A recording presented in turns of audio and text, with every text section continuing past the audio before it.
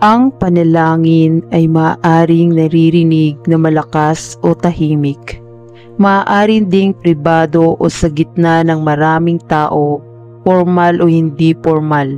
Lahat ng panalangin ay inaalay ng may pananampalataya sa pangalan ng Panginoong Hesus at sa pamamagitan ng kapangyarihan ng banal na Espiritu.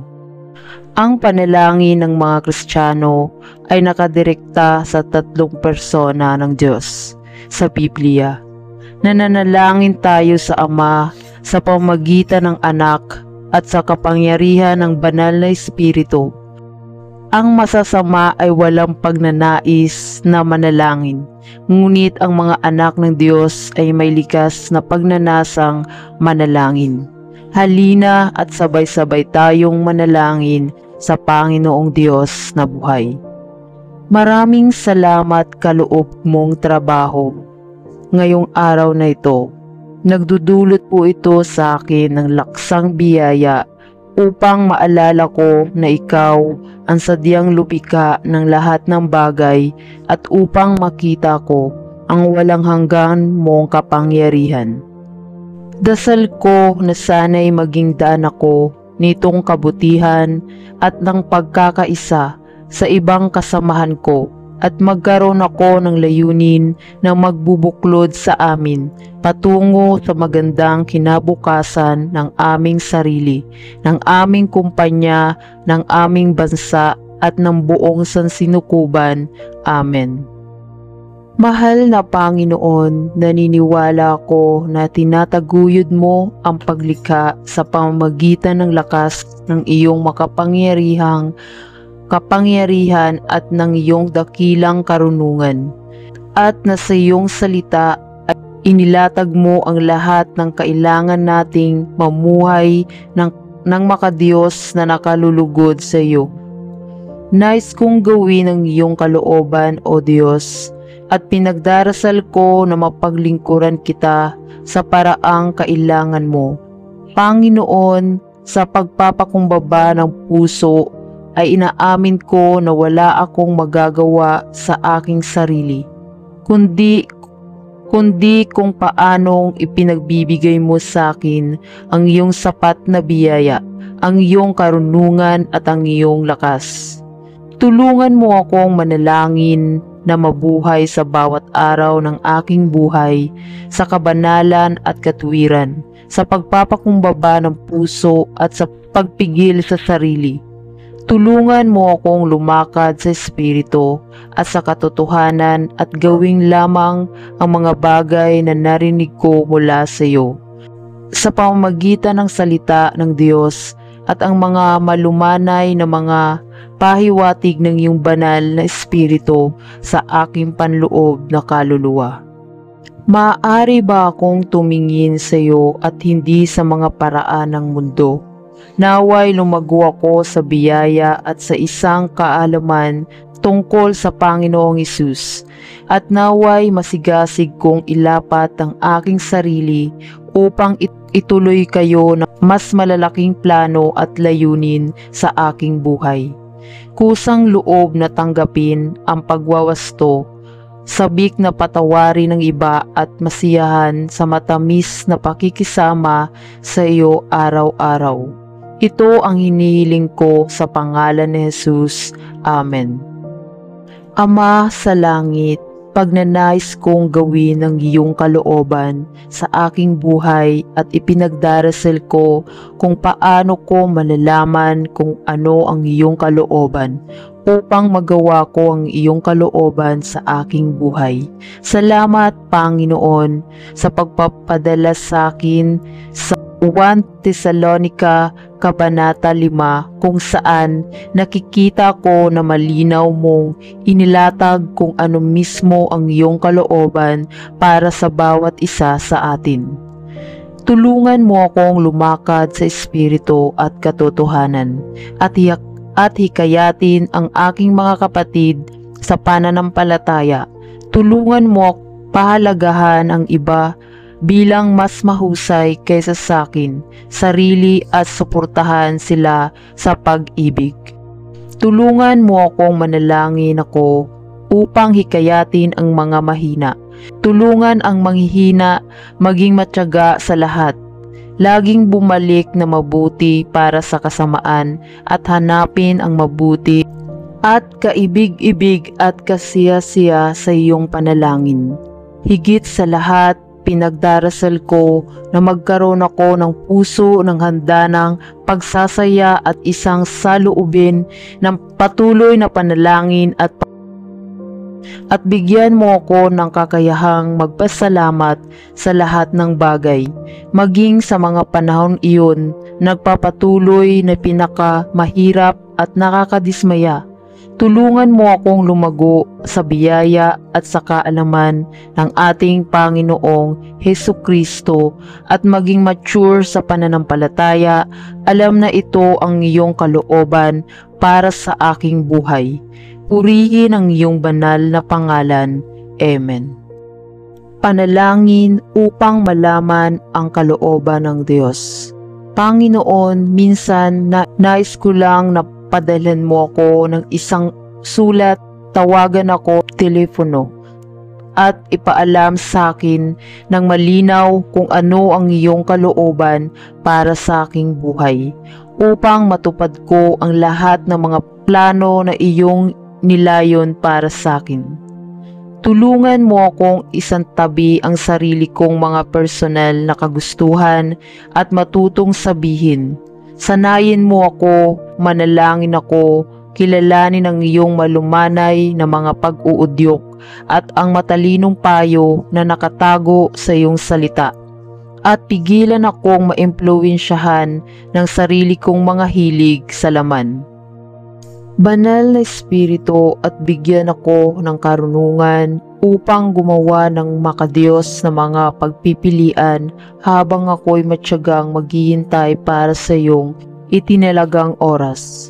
Panginoon, bagamat kamangha-mangha na magkaroon ng liham o tawag mula sa iyo, kinikilala ko na mabubuhay tayo sa buhay na ito sa pamamagitan ng pananampalataya at hindi sa pamamagitan ng paningin o tunog, mga pangitain o mga panaginip.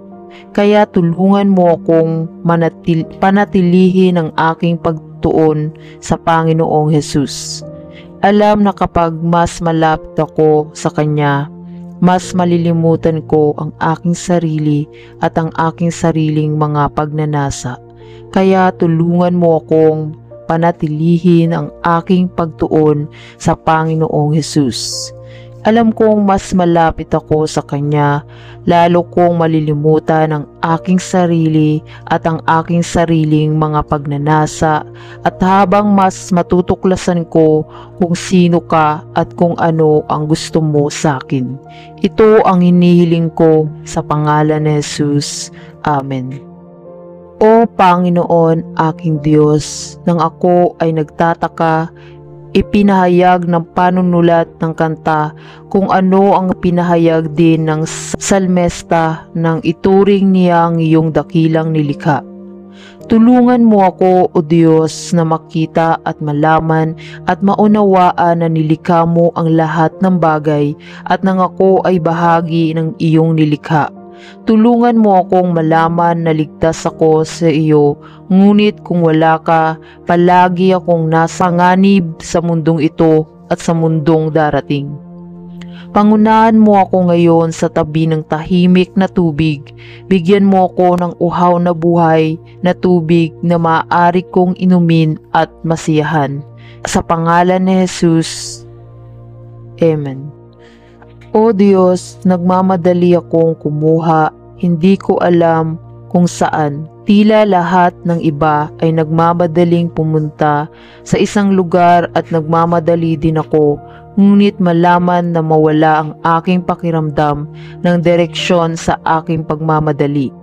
Habang ang mga disipulo ay lumapit kay Jesus at tinanong siya, turuan kami kung paano magdasal, kaya ako ay dumating, O Panginoon, na humihingi na turuan kung paano manalangin at kung paano ang dapat ipagdasal. Panginoon, pakalmahin mo ang aking minamadaling puso at gawin akong sensitibo sa iyong tinig.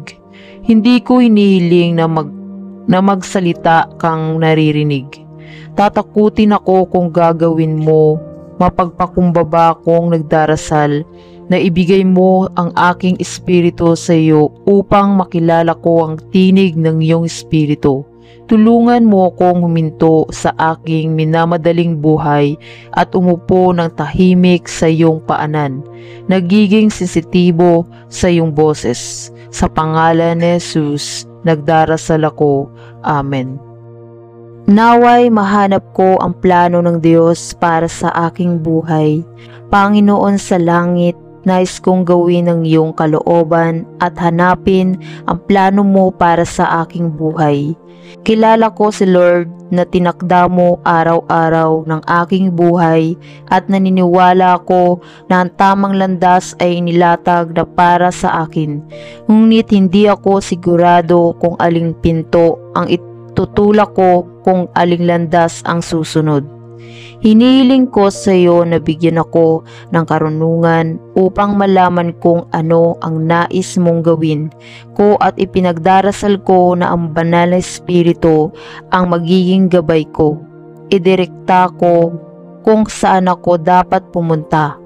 Gusto ko talagang maging bukas sa iyong mga plano at mga layunin at gusto ko ring maghintay para sa iyong tiempo at hindi subukang ipapatong ang aking sariling kalooban sa iyong perpektong kalooban para sa akin. Ngunit Panginoon, hinihiling ko na malapit ko nang mahanap ang iyong plano para sa aking buhay. Bigyan mo ako ng pasensya na maghintay para sa iyong oras, karunungan upang malaman kung ano ang gagawin at kababaang loob upang hanapin lamang ang iyong kalooban at hindi sa akin.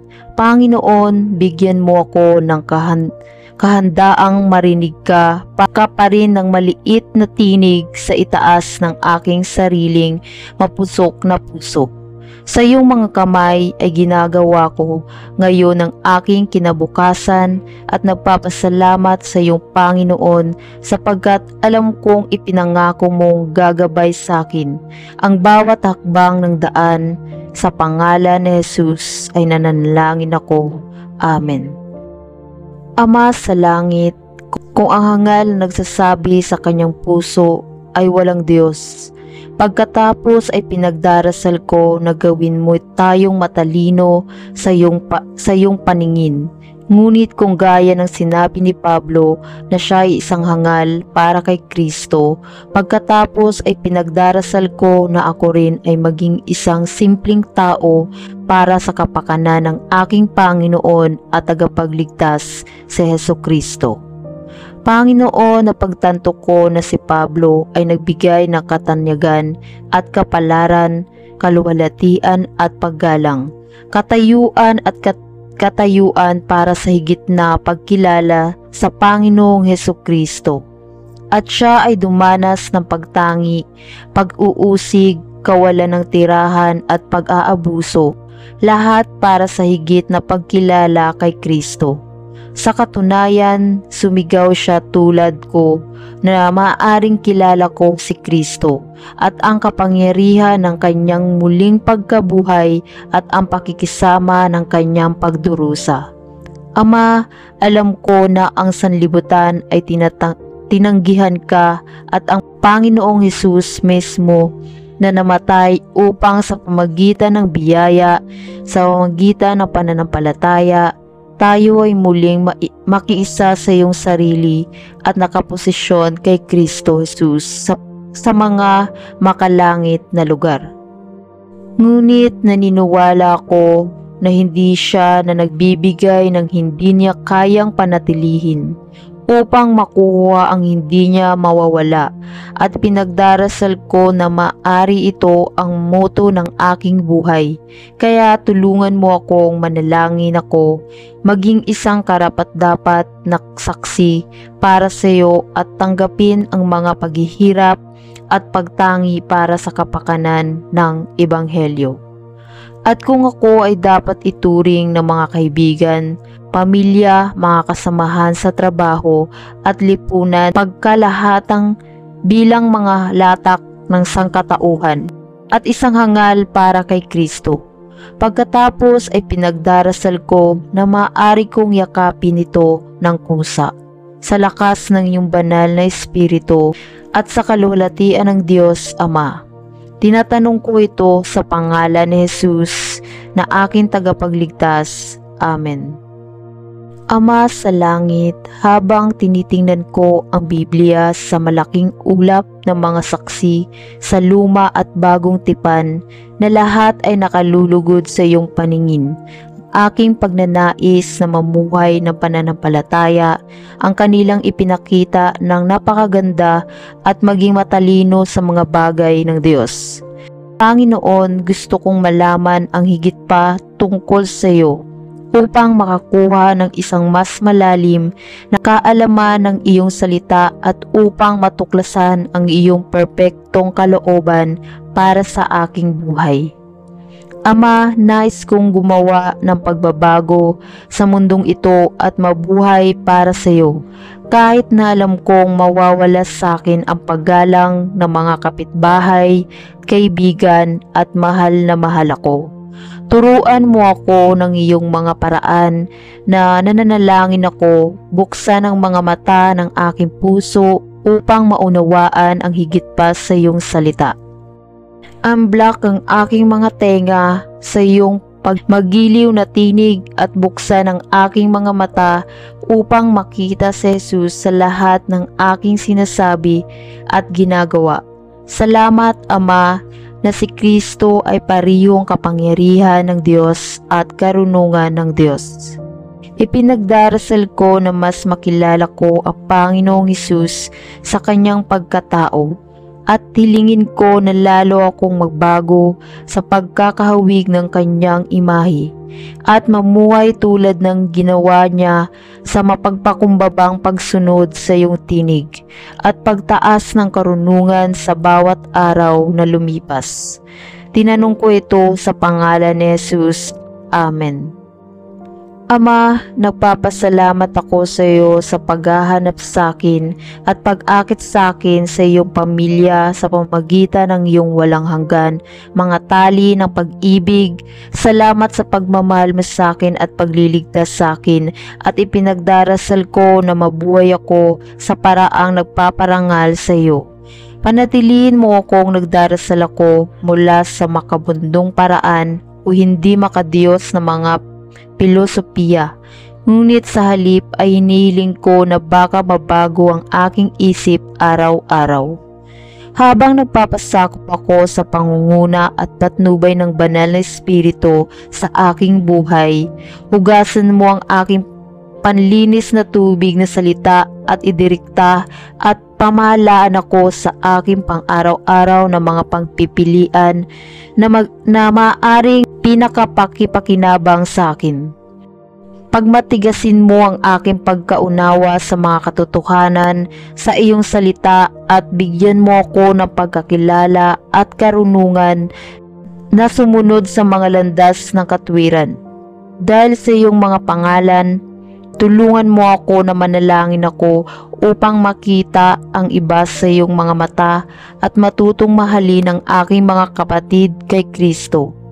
Gaya ng pagmamahal mo sa akin na may makadiyos na pag-ibig na tumingin sa mga pangangailangan at pangangailangan ng iba bago isaalang-alang ang aking sarili. Panatilihin mo akong nakatingin kay Jesus araw-araw at ipinagdarasal ko na sa iyong biyaya ay gagamitin mo ako sa iyong paglilingkod, sa iyong papuri at kaluwalhatian. Sa pangalan ni Jesus ay nananalangin ako. Amen. Mahal na Panginoon, ibinigay mo sa akin na manalangin ako isang tunay at biblikal na pag-unawa kung paano mamuhay ng makadiyos kay Kristo, Jesus. mas napagtanto ko kung gaano kasuklam-suklam ang kasalanan sa iyo, Ama Diyos. At mapagtanto ko na ako ay dapat na sinasaktan sa pamamagitan ng aking maraming maliliit na indulhensya na ngayon ko na-realize ay kasalanan sa iyong mga mata. Panginoon, nais kong bumuo ng isang makadiyos na pananaw at mamuhay ng isang matuwid na buhay na nakalulugod sa iyo. Napagtanto ko na dapat kong kalimutan ang mga bagay na nasa nakaraan at mapatuloy sa mataas na tawag ng mayroon ako kay Kristo Jesus. Panginoon, alam ko na ang paggalang sa iyo ay ang unang hakbang sa karunungan at ipinagdarasal ko na ikaw ay bumuo sa akin ng isang makadiyos na takot at isang mapagkumbagalang sa lahat ng mga bagay na hindi ka nais-nais sa pag-iisip ng mundo, ngunit nakalulugod sa iyong paningin. Bigyan mo ako ng makadiyos na karunungan, nananalangin ako na sundin ang mabuti at bigyan mo ako ng matalinong pag-unawa upang malaman ang mga bagay na hindi nakalulugod sa iyo at tumakas ng malayo sa anumang bagay na maaaring matukso sa akin nang magkasala laban sa iyo. Buksan ang iyong salita, Ama sa langit. Salamat sa iyong salita na nagpapaalala sa akin ng kahalagahan ng paghingi sa iyo ng makadiyos. Kapag nararamdaman natin na tayo ay kulang sa pag-unawa o pag-unawa, sapagkat ikaw ay nangako na magbibigay bukas palad sa lahat ng humihingi ng pananampalataya. Panginoon, maraming bahagi ng aking buhay na nais kong gamitin ang makadiyos na karunungan at ipinagdarasal ko na sa pamamagitan ng iyong biyaya, bibigyan mo ako ng isang mabuting pag-iisip upang ako ay mapagbigay ng sagot sa sinumang nagtatanong sa akin tungkol sa pananampalataya na meron ako sa Panginoong Hesukristo. At Ama, sa pamamagitan ng iyong biyaya, ipinagdarasal ko na ito ay makatutulong upang maiwasan akong maihagis ng maraming hangin ng doktrina at ng mga huwad na ebanghelyo na nilalako ngayon ng mga bulag na guro ng mga bulag.